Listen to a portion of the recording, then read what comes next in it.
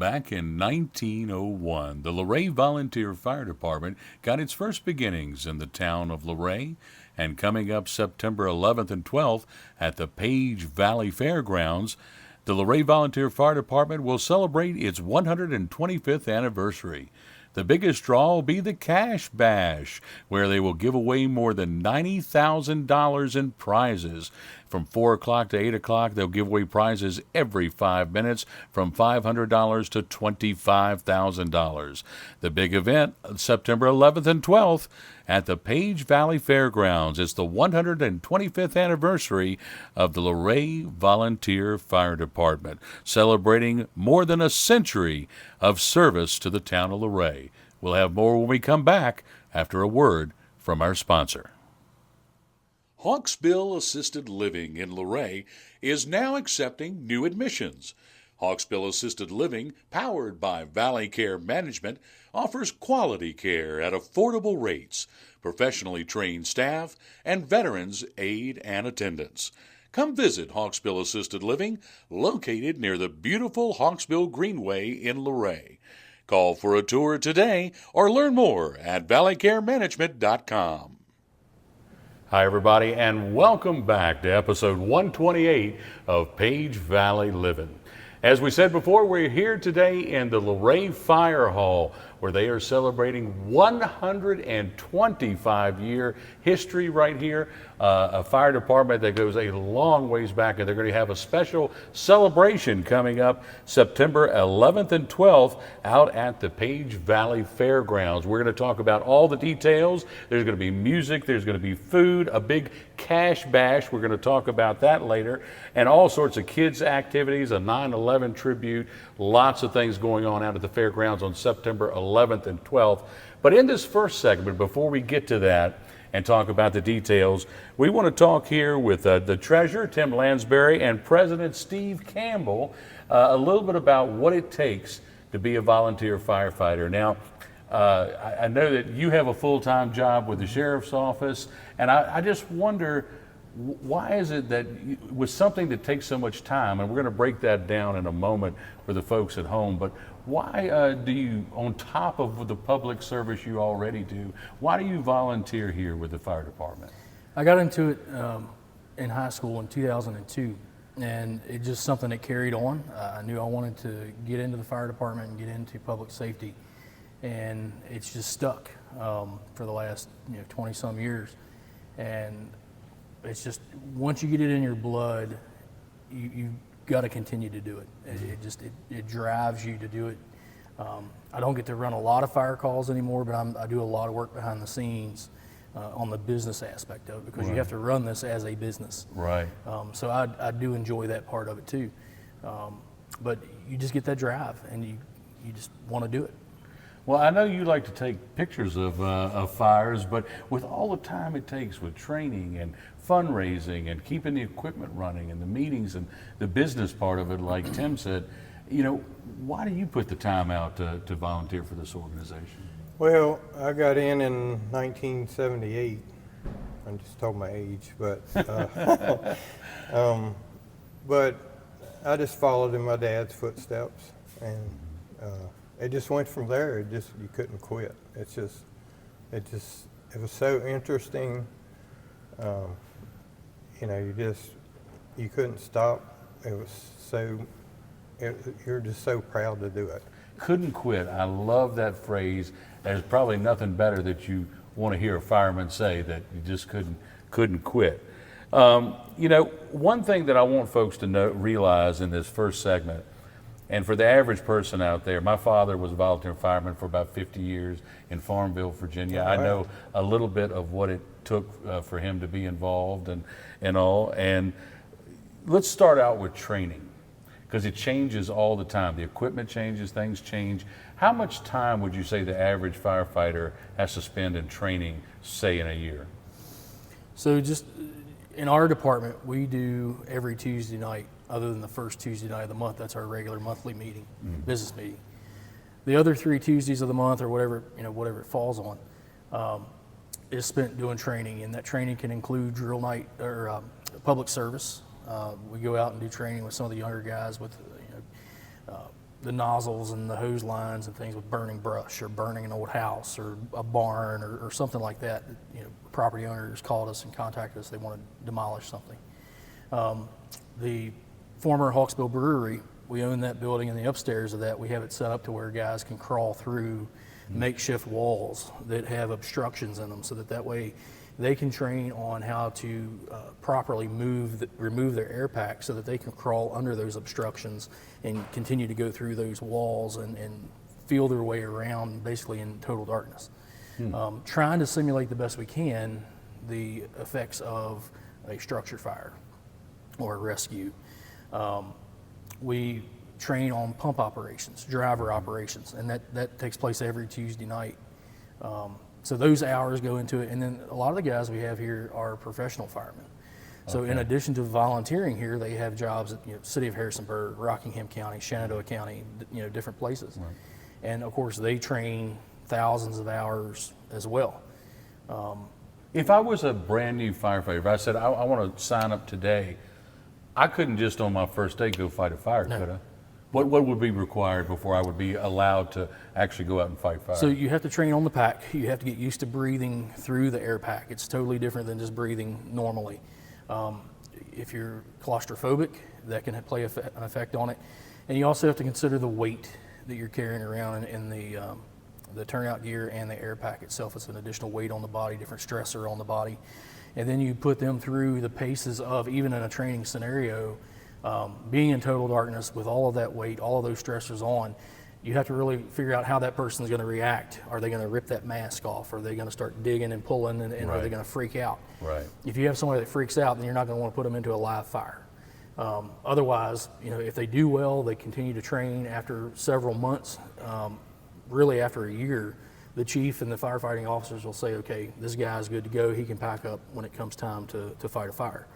NFPA, by NFPA standards, they want you to be a firefighter 1 level, where you go through ropes and ladders and the different operations of a firefighter. Right. But we do a lot of in-house training here. But on day one, if you come through the door, you're not going to be sent into a burning house. And you even have to learn how to handle that hose. It ain't a garden hose, right? Right. And driving these vehicles, right? Is that a CDL or something? It's not a CDL. It's EVOC, Emergency Vehicle Operations course. And there's 3 different classes. I think actually there's more classes than that, but class 3 are the trucks you see here. Right. Well, gosh, like you said, training on the equipment, the apparatus, the vehicle, how to use the hoses, the various equipment, and everything else. And then on top of that, of course, you got to go and answer calls. Do you know approximately, you don't have to give me an exact number, but just approximately how many calls you guys have either a month or a year? Or It's averages about 1 a day for emergencies. Wow. Sometimes you have 2 or 3 a day, and then you won't run a call for a couple of days, but right. it averages out. So averages Plus out public service calls added on top of that. Sure. And then in addition to that, you've got meetings. You said you all meet how many times a month? Once a month. Once a month. So you got meetings, you've got training, you got the fire calls almost once a day. And then on top of that, even though local governments help you and you get donations, you've got to raise your own funds. How much time would you say you all spend on average just fundraising? A lot. I mean, the fair's coming up, and that's 6 nights, plus some during the day, preparation. So I mean, that's several hours each night that you come and attend and help out. And also you said public events. How often do you all go out to schools and do things like that? We do that quite a bit. We've got a guy, the assistant chief takes care of a lot of that. Towards the end of the year, we did a couple of elementary schools, had some things going on. The library hosted us back in July. Some of the senior citizens' homes will call us from time to time to do a program there. We used to do a lot of fire extinguisher training. And it just depends on the demand for it. Sure. A lot of schools will preschools will bring kids through the firehouse in the fall when they first start up. Right. So we do things like that. We do a Halloween event, giving out candy and things like that. And then of course, everybody's favorite, Santa on a fire truck. We do that. Right. We've done that for 30 years. But that seems like that's kind of the hometown favorite. Right. Absolutely. And what about maintenance of the vehicles and things like that? washing the vehicles and all, how is that, how are those duties handed out, and how often does that happen to be done? So typically after each call, after each emergency call, the trucks at minimum get rinsed off and wiped down. Right. If they're dirty, dusty, like some of them are now, just from the summer dust, the doors being open, on Tuesday nights, a lot of those get washed and cleaned up. But we keep them maintained as much as we can, because you've gone from paying, $350,000 to $400,000 for an engine to now well over 1.3, 1.4 million.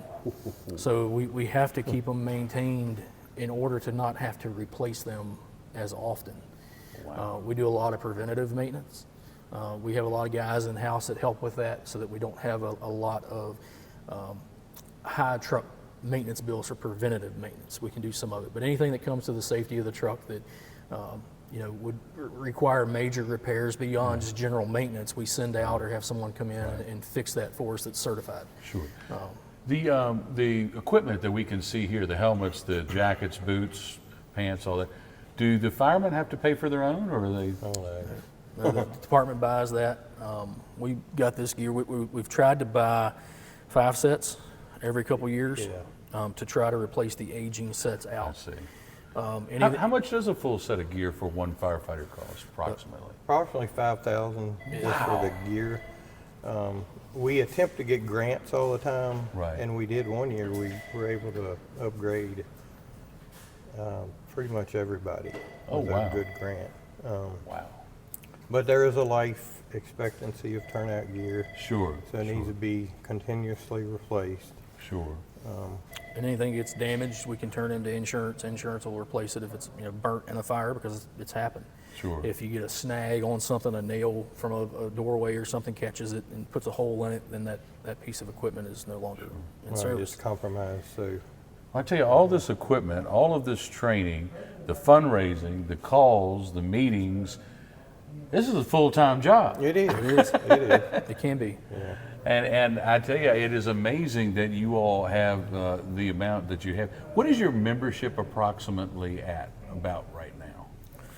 We have about 85 on the roll, and we have about 40 that are active, really active. The other 40 are older members, a lot of Sure. older members that aren't active any longer, but they're life members that are maintained on the roll. Sure. Well, I know you are in contact with other agencies around the state from time to time, and I knew you guys were in that 100 neighborhood and had been for quite a while. I remember years ago doing the big special edition in the paper of the 100th anniversary of the fire department and all of that, and you guys were in that 100 neighborhood. Isn't it kind of odd for a town this small, just a little over 4,000 or under 5,000 people, to have 100 firefighters signed up? Isn't that a little odd? Yeah, and the volunteerism across the country is dwindling. Yeah, We're really very, very blessed and very fortunate that living in a rural area, that we have the volunteer base that we have at all 3 fire departments, not just here. Right. And it's really saved the citizens of the county millions of dollars out of the budget, because if the county as a whole would have to operate 3 fire departments in a county setting like this, taxes would have to go up. Absolutely, There'd have to be a huge increase in taxes. I can imagine having to hire 100 paid full-time firefighters. That would be a tremendous cost. And what do you credit to the department for being able to maintain a pretty high membership roll? Well, I guess the public sees what we do and they become interested, and I'd like to do that. Plus, members going out talking to people, and saying, hey, put in an application. Well, I'll tell you, y'all have done a great job, because I know my brother-in-law is a chief down in Keysville and has been for couple decades. My father was involved many years, so I know what this involves a little bit. I remember we used to have what we called a squawk box on top of the piano that would go off when Dad would get a call, and he'd take off, and I didn't know what all quite was going on and stuff. But I tell you, it is you guys are to be admired and respected, and for what you do, and you do it all volunteer, folks. There has been more paid EMS staff a little bit in the county, but firefighting for the most part is still almost 100% volunteer, and we really need to take our hats off to these guys. Remember them when you're looking at settling your estates, giving donations, things that you're looking to contribute to maybe get a little off on your taxes or whatever it may be. These fellows right here are as deserving as anyone in the county, and not to slight our friends over in Stanley or Shenandoah either, but just firefighters in general. When we come back in our second segment of this show, we're going to talk about the 125th anniversary celebration coming up September 11th and 12th out at the Page Valley Fairgrounds. These guys have got a whole lot of events planned and a chance to win over $90,000 in prizes. We'll tell you all about it when we come back after a word from our sponsor. Whispering Pines Assisted Living is now accepting new admissions. Quality care at affordable rates, professionally trained staff, memory support, and short-term respite stays are all offered by Whispering Pines Assisted Living, powered by Valley Care Management, where home and heart meet. Call for a tour today on Leakesville Road in Luray or learn more at valleycaremanagement.com.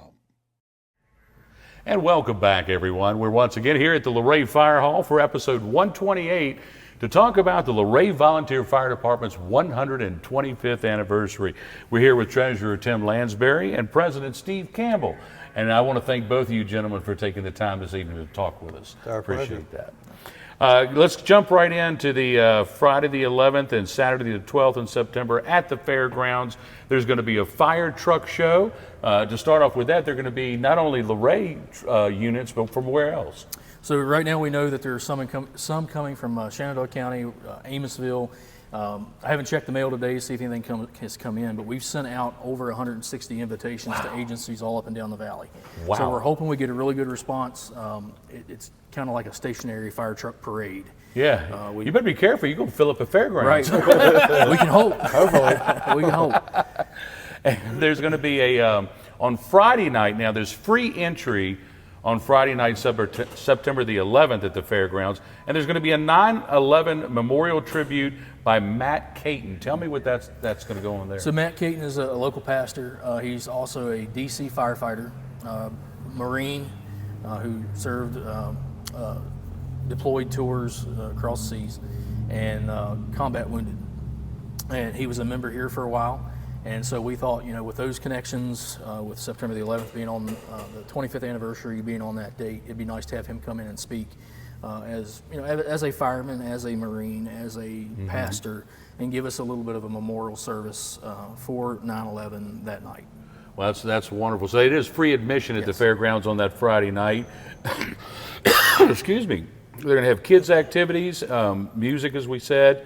Food. I think on Friday night you've got Chosen Road. Yes. Is the band that is going to be out there. Gates are going to open at 3 p.m. Now tickets are going to be required on Saturday, September the 12th. It'll be $25 at the gate. And that's when we're going to have the cash bash. Now we got to talk about this. You guys, I don't know who was at the table when y'all were making this decision, but these guys are giving away $90,000 from 4 o'clock to 8:05. Every 5 minutes, they're going to be giving away anywhere from $500 up to $25,000. And how many tickets are you guys selling? We printed 5,000 tickets. That was our limit under our charitable gaming license through the state. Right now, we're less than 1,000. That are still available. Yep. Wow. So if you got 80% of them sold, you guys are doing well. Hey, you better get them quick, folks. Make sure you contact a firefighter. How would they get a ticket if they want it? During the day, if the garage bay doors are open and the little sandwich board is out, we have guys here selling them. You can also sell or buy them online at LurayFireDepartment.org. And during Fair Week, we will have them every night of the fair, as long as we're not sold out, at our food booth. Outstanding. Well, I can't imagine y'all have any left after the fair, so that's outstanding. Several opportunities still to buy tickets for the Cash Bash, and if you didn't hear me earlier, they're giving away $90,000. Wow. And you don't have to be present to win. And you don't have to be present to win. Wow. So that's something to keep in mind, folks. And then on that Saturday night, they're going to have a performance by Low Water Bridge Band. Do you know where they're out of? They're out of Berryville, Virginia originally. Okay. They're starting to tour kind of up and down the East Coast and all over the place. And they're kind of an American folk rockabilly type music. Okay. Pretty good. Chosen. Let me go back to Chosen Road real quick. Yeah. Friday night, they're a bluegrass gospel band, up and coming, all over the bluegrass circuit. They've played the Grand Ole Opry and a lot of really cool venues. Wow. But they're on an American.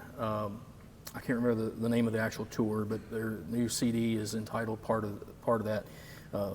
Basically, the patriotic theme album. Yeah. But when we had the wildfires a couple years ago, they were actually here doing a performance at Antioch Church. And they found out what was going on, and the proceeds they made that night, they donated to the 3 fire departments. Oh, wow. So we thought it'd be nice to invite those guys back to do this performance for us. Absolutely. So anybody wants to come out and see them, please come out on Friday night. They would love to see you. They put on an excellent show. So, and Saturday night, if you get a ticket, the band is included in that, and they're really good as well. So once again, it's Chosen Road on Friday night and the Low Water Bridge Band on Saturday night. And mark these dates down on your calendar, folks. September 11th and 12th. It's Friday and Saturday. Free admission Friday night and with a 9/11 tribute. And then on the 12th, it is a $25 admission, but you get to see the Low Water Bridge Band perform as well. Now, you're going to have bingo. You're going to have prizes. The Cash Bash is on Saturday. Food, I imagine some local civic groups?